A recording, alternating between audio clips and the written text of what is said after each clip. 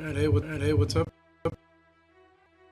Um, um, got some more Forza 5 here. Starting off, with kind of a new, I don't know if we're going to call it a series, but some videos on some tips and tricks videos for those that are a little newer to the game. Um, and we'll start off with some basics and then work our way to some more advanced things in the game.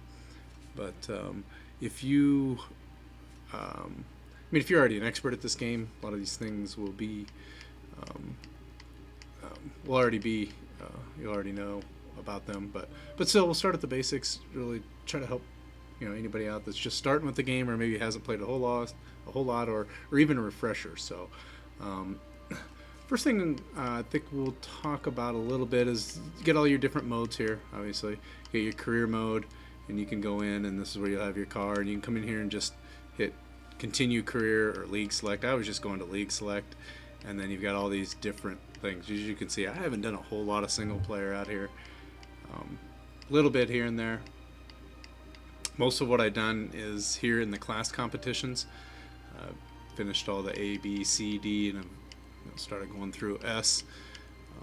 I like to go through there because I get cars in each class then as I do that, and then when I'm racing on multiplayer, that gives me a set of cars that I can use to go in here. So, but yeah, that's that area. If I go back out, there's also this rivals section here, which I put also a lot of time into. And generally, I don't usually do like these monthly in the spec challenge, although I might go back and do that. I usually go do time attacks. Like, no, not that one. I will come in here and pick a track, and you'll see I'll have rivals out here in different ones. And then a lot of times I'll go after them. Like I'll come in here and I'm looking at who's got the top time or top 10. See right here, I am in 76th on this track. It looks like I was in the top 50 here. I've kind of fallen out. But go in here and I'll race against one of these rivals. Do that, run a bunch of laps. You get a lot of credits for doing that, by the way. There's a tip there. You can race a single player and get credits. You also get credits in rivals and multiplayer. And the thing about rivals is you might run 10, 12, 15 laps, especially on a shorter track, and you get a lot more credits doing that. You'll level up sometimes 2-3 levels at once, get you 100,000 credits or so, kind of shorten up that grind a little bit. But yeah, there's the rivals area, and then you have your straight multiplayer and what they call the multiplayer hoppers.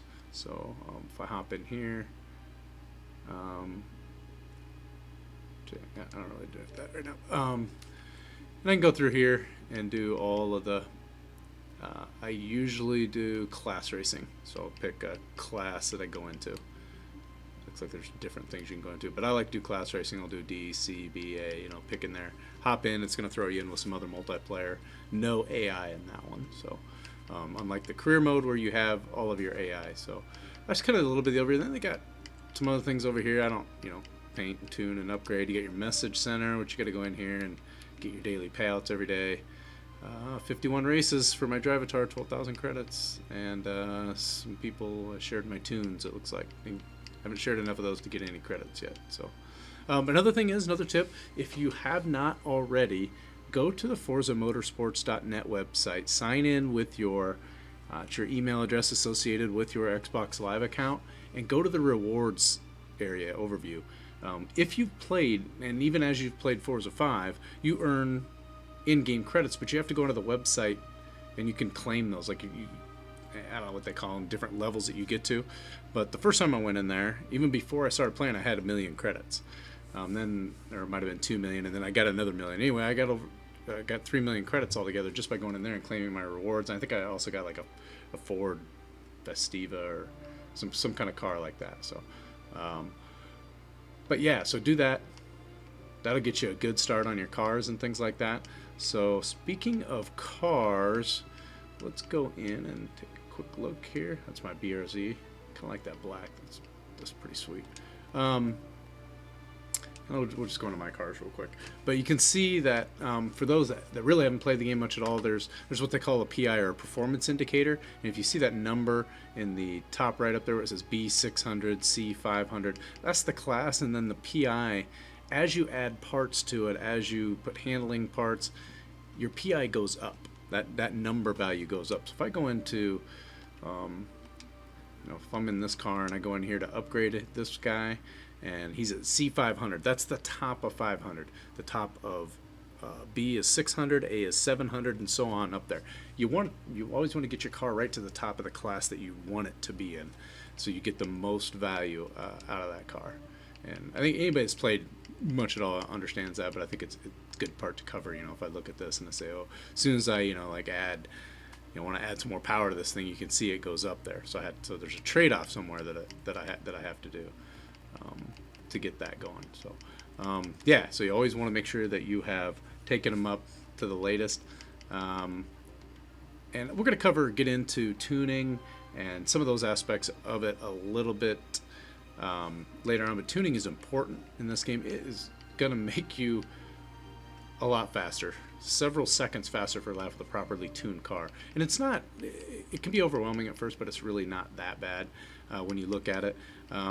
As you go through, and let's say you're doing single player, a lot of people, you're going to start with single player and you might do some of the rivals things. When you go and you are earning credits and you want to upgrade your car, there's these auto upgrades, right?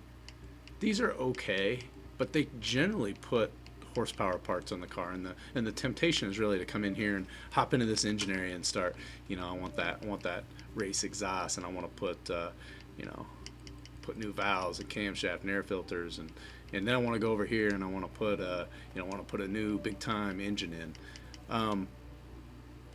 That's okay, but you really want to start with your handling parts, and if you're going to tune it all, just some basic tips.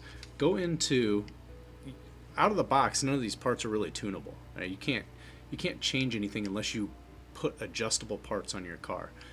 Most of your tuning adjustable parts are going to fall into the platform and handling area. So if I go into here, I got brakes. In order to adjust my brake pressure and my rear and front bias on my brakes, you have to have race brakes. So I almost always put it in there. You can see it only like 2 extra PI to do that. So almost always putting race brakes on. Occasionally, and you can see I must have done that in the past, because I own this one with the check mark there, I'll put the sport brakes on occasionally if it's really needing that 1 PI, and even on this one it's not any different. So different cars are going to react differently. Same thing across the board. If you want adjustable springs, you want to be able to change your dampers, you want to be able to change your spring, the pounds on your spring, you got to have those. And plus it lowers your ride too. You can see that just by looking at it.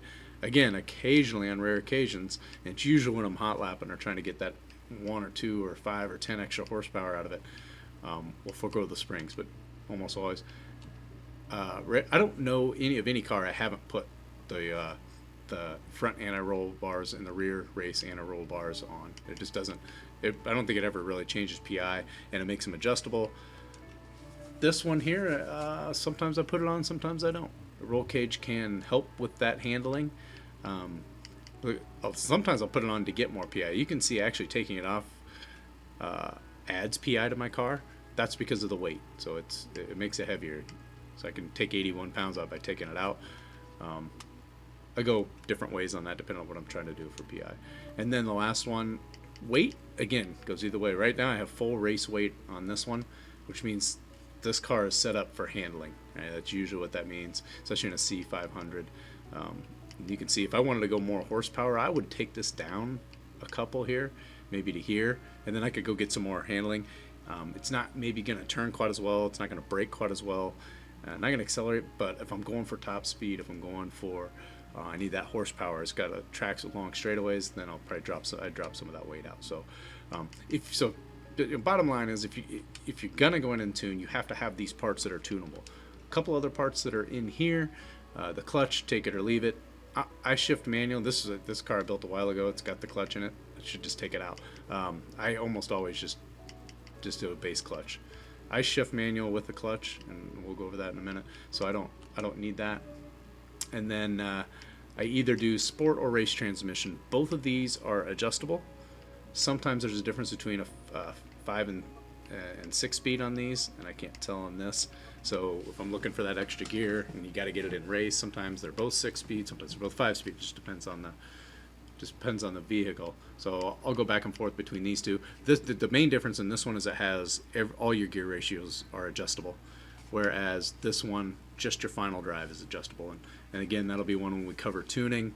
That'll be something to talk about, how to adjust that final drive so that your car's at peak performance on specific tracks. But there's that. Driveline, this I use to fill in PI. If I'm at 499 or something like that, this takes a little bit of weight out of the car. It's a good one just for a filler, but otherwise you just use stock on that unless you need to. And differential, I always use race. This is a great one to be able to do for tuning. You have to have this in here to be able to tune your differentials, which is necessary. So kind of get into that. That's the cars and things a little bit. Again, if you're in single player and you're trying to win races, the first place I would start if you're not tuning is with the tires. Get yourself some tire compound. This one happens to have full race tire compound on it, which is going to be the grippiest compound that you have. And I don't know what I did with the widths. It looked like I might even have full width. So this is like a super handling car. Full width, full grip. It's going to be really, really easy to drive. And the easier it is to drive, the more you're going to win in the single player races. You want some good acceleration, which is what grip on tires are going to give you, and you want to be able to turn well, because the CPU cars that you go against are generally seem to be higher horsepower cars that can't turn at all. So, and we'll go over how to win in single player at some point.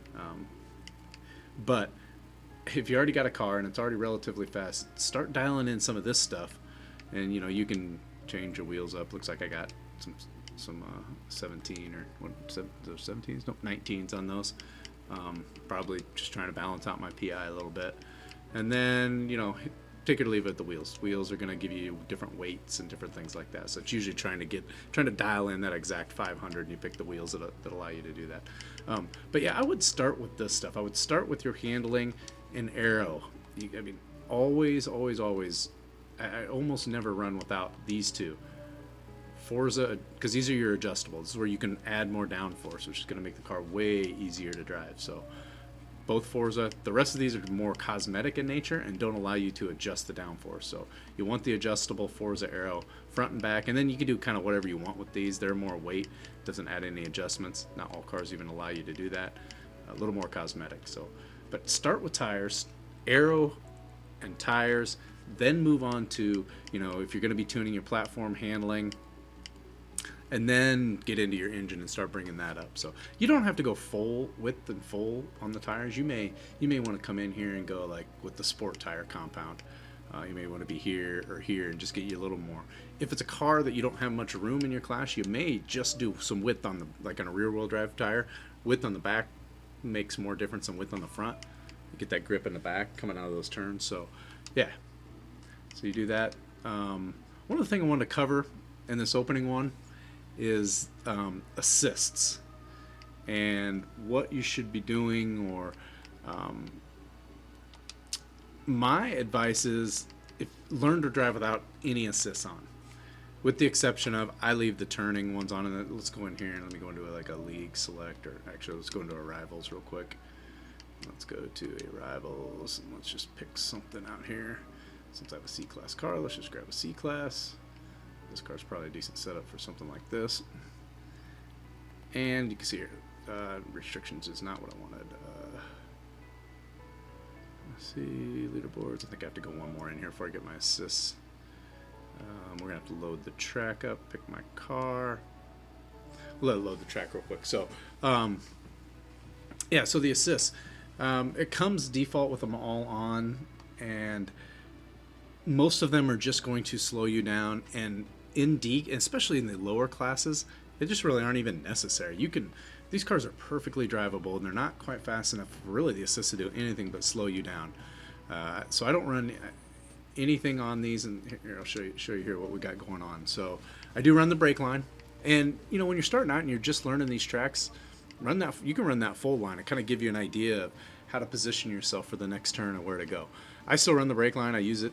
It's great to base off of when I'm going to start braking. I don't necessarily brake based on that brake line, but it gives me a guideline. I turn the ABS off. Once you learn to use your brake effectively, so think of it like real driving. You don't, and a lot of people in video games, you don't just slam on the brakes every time you come into a turn. Or at least I don't think you would in real driving. Most people don't anyway. So you want to slowly progressively apply pressure to the brakes until your car stops. If you have ABS off and you do that, you will stop a lot faster. I mean, almost half in some cases. You'll stop quicker. If you can stop quicker and later, you're going to be a lot faster. Braking is probably often overlooked at how important it is to be able to turn quick lap times and to win races. So that's big. Steering, this is one way. Don't use simulation steering. It's terrible in this game. In some cases, it makes it almost undrivable. So, I let that on. Mess that up. So normal, trust me, normal's fine. Works good. You don't want the assisted stuff on there. You definitely don't want assisted braking on because it like brakes for you going into turns. And see, right now I have stability on. I was running some higher class cars, so the last time I ran I had stability. I turn that on every once in a while. Occasionally I'll turn traction. If it's a really high power rear wheel drive car, I'll use traction control, but I usually like to tune to the point where I don't need it. And that's where tuning comes in. If you tune right, you don't really need these things in here. So put those off, and I run manual with clutch. And I'm going to do a video on how to do manual with clutch. I would suggest definitely going to manual. And just once you do it for about an hour or two of driving, it'll become second nature. And then just cosmetic on here, you know, not going hardcore simulation. So that's really assist. Go into D class though. Start in D class. Do the league races or come in here and do some rivals. And just start turning all the assists off. I recommend just turning them all off, with the exception of, you know, kind of basically what I have here. I have those on again, off. So, and then maybe change this into manual until you can really learn how to use the clutch. And just start driving that way. And do it in D class. And that way, and then if you progressively move up from D to C to B, you're gonna be a lot better driver. You're gonna be a lot faster driver, and you're ultimately probably gonna enjoy the game more. So, yeah. So that covers the assist side of it, and some of those things. Some of the things that are interesting in here, and I'm gonna quit back out of here. So I don't really want to race right now. Is doing loading setups from other people. So there's a lot of people that are very good at tuning in the game and are very, very willing to share their tunes. So they, we'll hop over here and show you what I'm talking about. So if I go in here and I get the setup manager here, so you hit the button for the setup manager, and I want to do a load setup. And if I look in here, there's going to be some that come up. So I see Rock King. He's got a B-class lapper car, a friend of mine on there. And you can follow him, right? If you find somebody that you like on here and you want to pick up their tunes, like if you found one of mine that you might like, I share a fair amount of mine. He's got an oval speed one. So I can just come out here, and it says unfollow. I hit the Y button, and I follow him. That's why his are showing up right now. And then you'll go through, you know, a whole bunch of other ones in here, and just other people that have put them out there, a quick description of them. It's like you don't want a drift car there. He's got a drift BRZ and the R. But yeah, so you can just kind of run through, and you can just pick and load one of these. It's going to put all the parts on it that are part of that and all their tuning numbers. Now you're not going to be able to go into modify or see what they did, but it does give you a good spot. There is, and I wish I had a car. Let me see if I can get a car that has that, but pick a different car real quick. It's pretty much any car I pick. Probably not the Integra though. I'm serious. I'm trying to look for one that's a little bit more common here as we dial through that car list. Holden, that's a hard car to drive. So is that one. What do I have? Type R. Let's pick this RX-7.